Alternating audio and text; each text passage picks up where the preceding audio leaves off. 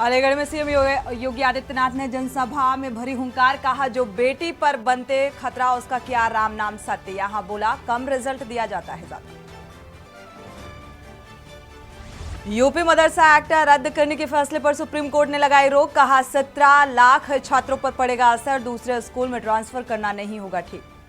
विकासशील इंसाफ पार्टी प्रमुख मुकेश साहनी का गठबंधन को समर्थन, तेजस्वी यादव ने अपने कोटे से दी 3 सीटें, यूपी के पूर्वांचल में है साहनी के निशान, वोटों पर अच्छी पकड़। समाजवादी पार्टी के खजुराहो में सपा प्रत्याशी मीरा यादव का पर्चा हुआ खारिज, अखिलेश यादव ने जताई नाराजगी, कहा नामांकन निरस्त करना लोकतंत्र की हत्या। हेमा मालिनी ने चुनावी हलफनामे में पेश किया संपत्ति का लेखा जोखा, कुल संपत्ति बताई 297 करोड़, हेमा के पास 129 तो पति धर्मेंद्र के पास 168 करोड़। के न्यूज की खबर का एक बार फिर हुआ असर, रायबरेली में लव जिहाद की खबर का एसपी ने लिया संज्ञान, मुकदमा दर्ज कर आरोपी मोहम्मद अंसार को किया गिरफ्तार। देख रहे हैं के न्यूज, खबरों का सारथी। खबर उत्तर प्रदेश के साथ मैं सोनी चौहान। खबरों की शुरुआत है हम खबर के साथ बागपत से। हम खबर सामने आ रही है, बागपत में सीएम योगी आदित्यनाथ का बड़ा बयान सामने आया है। गन्ना भुगतान को लेकर बोले सीएम योगी आदित्यनाथ, 1 सप्ताह में शुगर मिल का भुगतान किया जाएगा, साथ ही भुगतान न करने वालों के कसे जाएंगे पेच। तो 26 अप्रैल तक बढ़ेगी गर्मी और नल की जरूरत पड़ेगी, इस बात का भी जिक्र किया। और बागपत के रालोद बीजेपी की संयुक्त रैली में योगी आदित्यनाथ ने ये बातें कही।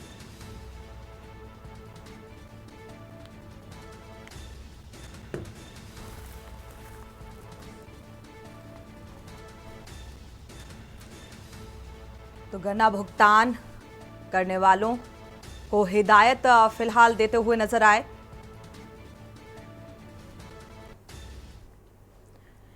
अमरोहा से खबर सामने आ रही है। अमरोहा पहुंचे deputy CM Keshav Prasad Maurya. Deputy CM ने त्रिदेव बूथ सम्मेलन को संबोधित किया है और केशव प्रसाद मौर्य ने विपक्ष पर जमकर निशाना साधा।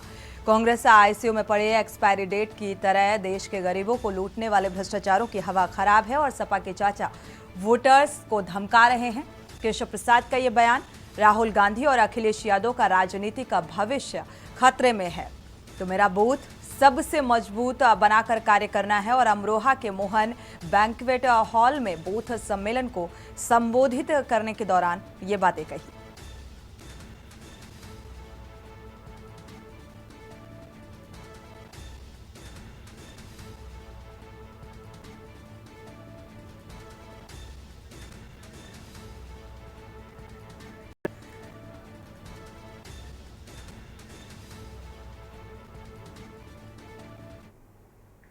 रुक करते हैं अगली खबर का। मेरठ से हम खबर सामने आ रही है। अतुल प्रधान का टिकट कटने का मामला, यह सरधना विधायक अतुल प्रधान ने खबरों को फर्जी बताया है। हालांकि सपा में है और रहेंगे, किसी और पार्टी में जाने का मतलब नहीं है, इस बात का जिक्र किया है और साफ कर दिया है मैंने कोई इस्तीफे की बात नहीं कही है। तो अतुल प्रधान का यह बयान।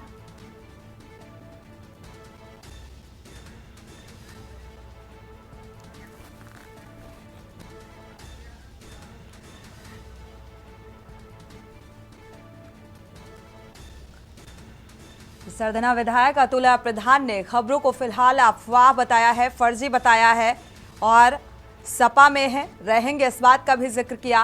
किसी और पार्टी में जाने का कोई मतलब नहीं, तो मैंने कोई इस्तीफा नहीं दिया।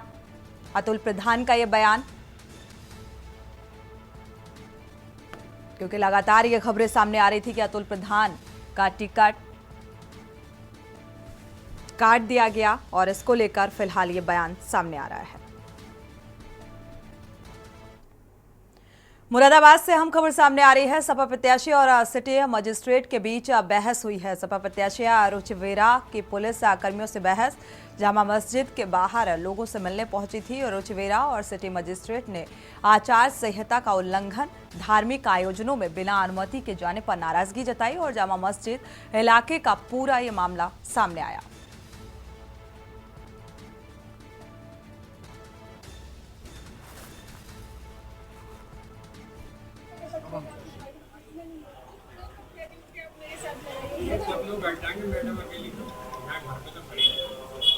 मैंने आपको नियम बता दिया, आगे आपका निर्णय है।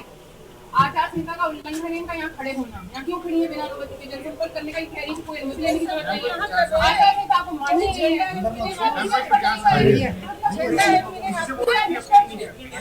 परिणाम होता है प्रत्याशी खड़ा है वो भी झंडा आचार संहिता का एक मैटर। तो सपा प्रत्याशी हैं रुचि वेरा और इस बीच सिटी मजिस्ट्रेट से बहस होती हुई नजर आई क्योंकि आचार संहिता है और ऐसे में आचार संहिता का पालन किया जाए।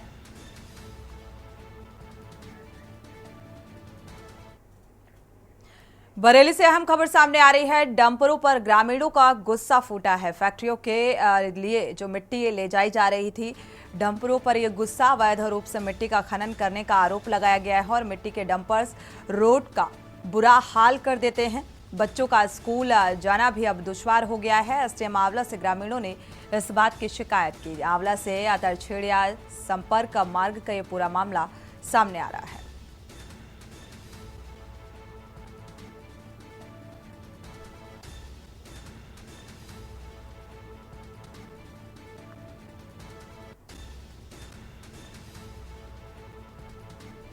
तो लगातार खनन करके जो डंपर यहां से निकलते हैं, खस्ता हाल सड़कों से राहगीरों का निकलना मुश्किल होता जा रहा है। और लगातार आंवला से ये खबर सामने आ रही है। तरछेड़ी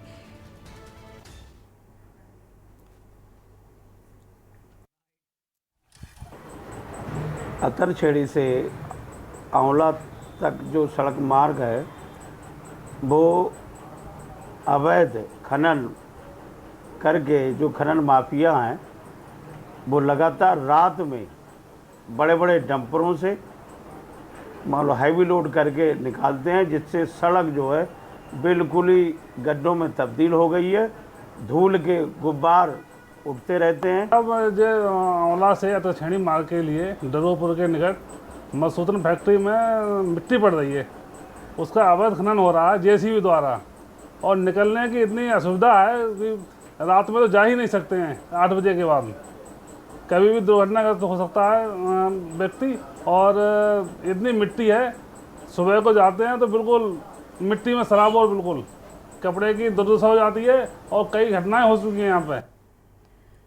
रुक करते हैं अगली खबर का। हमीरपुर से खबर। थाना सिसोलर पुलिस को एक बड़ी सफलता हाथ लगी है। पुलिस ने अवैध असला फैक्ट्री का खुलासा किया है और यहां पर बने और अधबने असलहे सहित पिस्टल बरामद की गई। मामले में एक आरोपी की भी गिरफ्तारी की गई है और पुलिस अधीक्षक दीक्षा शर्मा ने यह खुलासा किया है।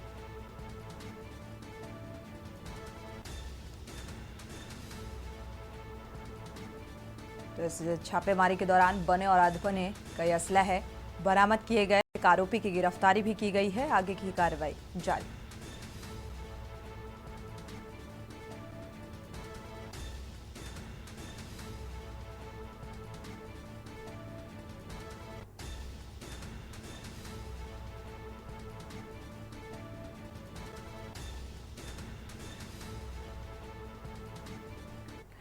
मैनपुरी से अहम खबर। जनरल स्टोर व्यवसायी की हत्या का मामला सामने आ रहा है। औंछा पुलिस की कार्यशैली पर परिजनों ने सवाल उठाए हैं और घटना को लेकर मृतक के पिता का आरोप है कि महिला से फोन पर बात करने को लेकर हत्या हुई और अज्ञात हत्यारों के विरुद्ध ये एफआईआर दर्ज की गई थी। जसराना इलाके के गांव सैदपुर का ये रहने वाला मामला मृतक जो है बताया जा रहा है।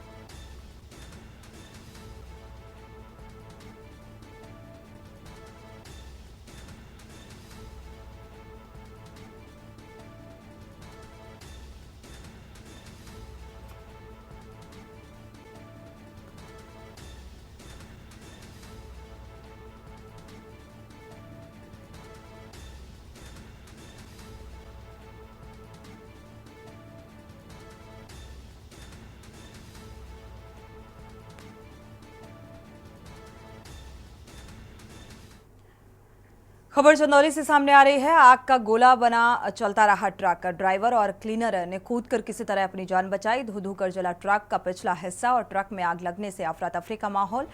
दग्गमपोरा से देहरी ये गिट्टी से भरा हुआ ट्रक जा रहा था और फायर ब्रिगेड को मौके पर मौजूद लोगों ने इस बात की सूचना दी। फायर ब्रिगेड की टीम ने आग पर काबू पाया। सदर कोतवाली क्षेत्र के जगदीश सराय NH2 की यह घटना सामने आई। कड़ी मशक्कत के बाद फिलहाल काबू पाया गया।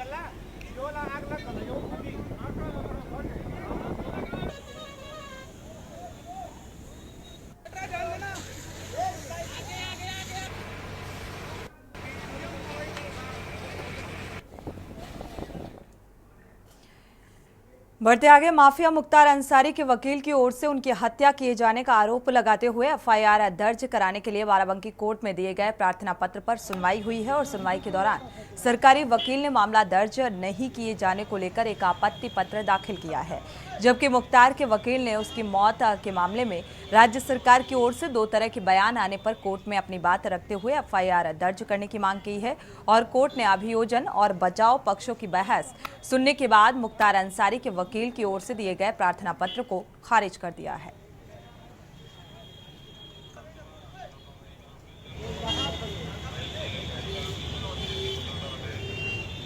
संबंध में और सरकार बना मुख्तार अंसारी गैंगस्टर एक्ट विशेष सत्र न्यायाधीश MP MLA court Shri Kamal Srivastava ji के वहां कल पेशी थी और उसमें आपके हमारे प्रार्थना पत्र को उन्होंने खारिज कर दिया और हमारे लिए अब आगे रास्ता है कि हमने नकल अप्लाई कर दिया है। हम आगे जाएंगे, उच्च न्यायालय में जाएंगे, क्योंकि आपके यहाँ सीमित अधिकार होते हैं और उच्च न्यायालय के पास असाधारण अधिकार होते हैं और असाधारण अधिकारों का प्रयोग करते हुए उच्च न्यायालय हमारी याचिका को जरूर मानेगा।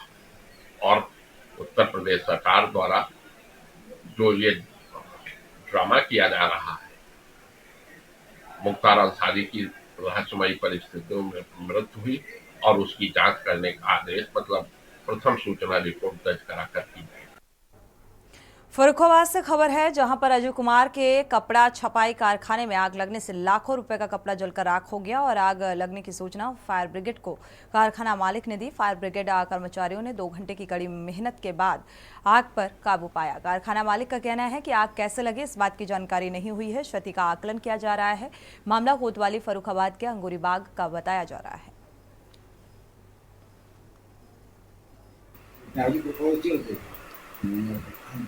आया उसको खबर की आगे तो सब। अच्छा, ये कितने बजे आग लगी थी? घर से आया तो मैं आया वहाँ। लोग बता रहे हैं कि रात के करीबन 2-3 बजे के टाइम पे आग लगी थी।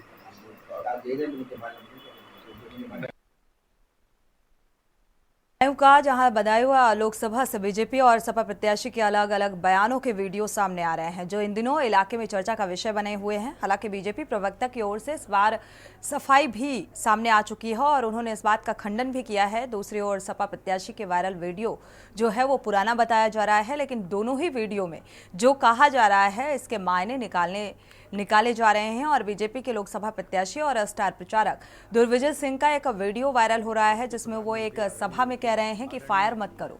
हालांकि फायरिंग करते हुए तो कोई नहीं दिखा, लेकिन फायरिंग करने को मंच से मना करते हुए जरूर सुना गया। वहीं दूसरी तरफ सपा प्रत्याशी शिवपाल सिंह यादव भी मंच से वोटर्स से वोट की अपील कर रहे हैं। वहीं ये भी कहते हुए नजर आए, नहीं तो हिसाब किताब भी होगा। दोनों ही वीडियो राजनीतिक हलकों के केंद्र में बने हुए हैं। क्या कह रही है इस पर मैं कोई बात नहीं, लेकिन मैं ये जरूर जानता हूँ ये चुनाव देश के प्रधानमंत्री आदरणीय नरेंद्र मोदी जी के नेतृत्व में लड़ा। तो बीजेपी ने जीतेगी, इस बात क्या संभावना है आप बताएंगे? इस बार भी भारतीय जनता पार्टी चुनाव जीतेगी। किस तरीके से चुनाव जीतेंगे? समाजवादी पार्टी तो करेगी 408, बीजेपी करेगी 400 पार। देखिए, समाजवादी पार्टी क्या कह रही है इस पर मैं कोई बात नहीं कहूँगा। वाराणसी का रुख करते हैं। वाराणसी मंडुआ आरडीएह थाना क्षेत्र में महेशपुर के पास चलती बस में अचानक आग लग गई। मौके पर पहुंचकर पुलिस ने सभी यात्रियों को सकुशल बाहर निकाला और अग्निशमन दल ने आग पर काबू पाया। जानकारी के मुताबिक इस अग्निकांड में बस जलकर पूरी तरह से नष्ट हो गई। और बता दें कि आज सुबह करीब 3 बजे बस झारखंड के दुमका से करीब 70 दर्शनार्थी भारत भ्रमण के उद्देश्य से अयोध्या से होते हुए वाराणसी आ रहे थे और महेशपुर के पास अचानक चलती बस में आग लग गई। अरे सामान के चक्कर में मत पड़ो यार, तुम तो बोले जान बचाओ।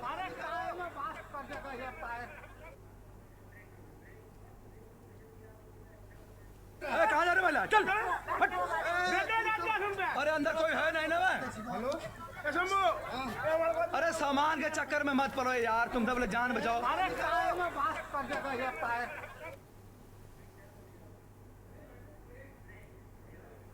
वक्त एक छोटे से ब्रेक का, लौटेंगे जल्द। ब्रेक से वापस आ रहे हैं, रुक करते हैं खबरों का। एनडीए के प्रत्याशी राजकुमार सांगवान के समर्थन में बागपत की शंखनाद रैली में पहुंचे मुख्यमंत्री योगी आदित्यनाथ के सामने 2 बार से लगातार सांसद रहे डॉक्टर सत्यपाल सिंह का दर्द छलक उठा और उन्होंने मंच से कहा कि बीजेपी कार्यकर्ताओं ने मेरे लिए, पार्टी के लिए गालियां खाई, लाठियां खाई, दर्द सहे और तो और मेरे ऊपर हमले भी किए गए, लेकिन कार्यकर्ता पार्टी छोड़कर नहीं गए। मैं उनका दिल की गहराइयों से आभार व्यक्त करता हूं। और 10 साल पहले बागपत में विकास कोसों दूर था। बागपत में गड्ढे में सड़क थी, जैसे तैसे करके दिल्ली तक पहुंचा करते थे और यहाँ कोई आने तक को तैयार नहीं था। मैं बागपत के बासौली गाँव का रहने वाला हूँ और मैंने यहाँ के लोगों का दर्द देखा और मैंने यहाँ की जनता की सेवा करने का प्रण लिया है। मैं धन्यवाद करता हूं कि आदरणीय मोदी जी का ये गृह मंत्री अमित शाह जी का, जिन्होंने मुझे बागपत भेजा और यहां की जनता ने मुझ पर विश्वास जताया।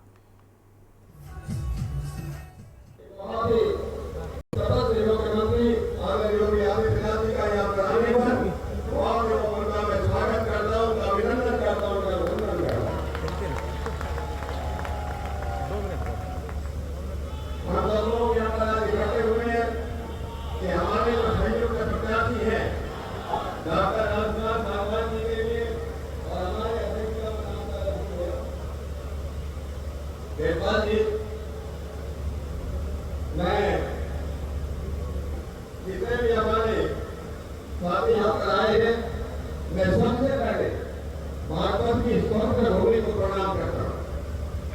और इस बागपत की भूमि के पूर्ण प्रताप के कारण ही बहुत लोगों को ये बात मालूम है, लेकिन कुछ बातें बार बार दोहरानी। बढ़ते आगे, कांग्रेस पार्टी ने लोकसभा चुनाव 2024 के लिए अपना घोषणा पत्र जारी कर दिया है और मैनिफेस्टो में 5 न्याय और 25 गारंटी पर आधारित है। पार्टी अध्यक्ष मल्लिकार्जुन खड़गे और पूर्व अध्यक्ष सोनिया गांधी, राहुल गांधी ने कांग्रेस मुख्यालय में घोषणा पत्र जारी किया। देखिए ये रिपोर्ट। कांग्रेस पार्टी ने लोकसभा चुनाव 2024 के लिए अपना घोषणा पत्र जारी कर दिया है। इस मैनिफेस्टो 5 न्याय और 25 गारंटी का आधारित है। पार्टी अध्यक्ष मल्लिकार्जुन खड़गे और पूर्व अध्यक्ष सोनिया गांधी और राहुल गांधी ने कांग्रेस मुख्यालय में घोषणा पत्र जारी किया। इसके अगले दिन जयपुर और हैदराबाद में जनसभाएं आयोजित की जाएंगी, जिसमें पार्टी के शीर्ष नेता शामिल होंगे। जयपुर में आयोजित घोषणा पत्र संबंधी रैली को कांग्रेस संसदीय दल की प्रमुख सोनिया गांधी, पार्टी अध्यक्ष मल्लिकार्जुन खड़गे, पूर्व अध्यक्ष राहुल गांधी और महासचिव प्रियंका गांधी वाड्रा संबोधित करेंगी। हैदराबाद में घोषणा पत्र संबंधी जनसभा को राहुल गांधी संबोधित करेंगे। इस रैलियों के जरिए कांग्रेस के सभी नेता पार्टी का घोषणा पत्र जारी करेंगे। कांग्रेस के घोषणा पत्र में क्या? केंद्र सरकार में 30 लाख नौकरियां, गरीब परिवार की महिलाओं को 1 लाख रुपए सालाना, जाति जनगणना एमएसपी को कानूनी दर्जा, मनरेगा मजदूरी 400 रुपए, जांच एजेंसियों का दुरुपयोग रोकने और पीएमएलए कानून में बदलाव का ऐलान, सच्चर कमेटी की सिफारिशों को लागू करने की भी घोषणा। कांग्रेस के अनुसार उसका घोषणा पत्र पार्टी के 5 न्याय, हिस्सेदारी न्याय, किसान न्याय, नारी न्याय, श्रमिक न्याय और युवा न्याय पर आधारित है। पार्टी ने युवा न्याय के तहत जिन 5 गारंटी की बात की है, उनमें 30 लाख सरकारी नौकरियां देने और युवाओं को 1 साल के लिए प्रशिक्षुता कार्यक्रम के तहत 1 लाख रुपए देने का वादा शामिल है। कांग्रेस के घोषणा पत्र में किन चीजों की गारंटी? कांग्रेस ने हिस्सेदारी न्याय के तहत जाति जनगणना कराने और आरक्षण की 50% की सीमा खत्म करने की गारंटी दी है।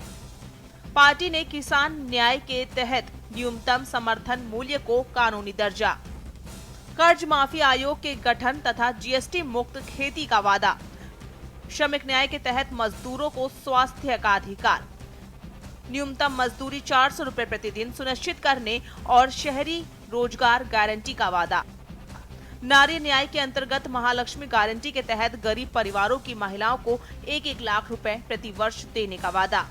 घोषणा पत्र जारी होने से पहले कांग्रेस ने घर घर गारंटी अभियान की शुरुआत की थी।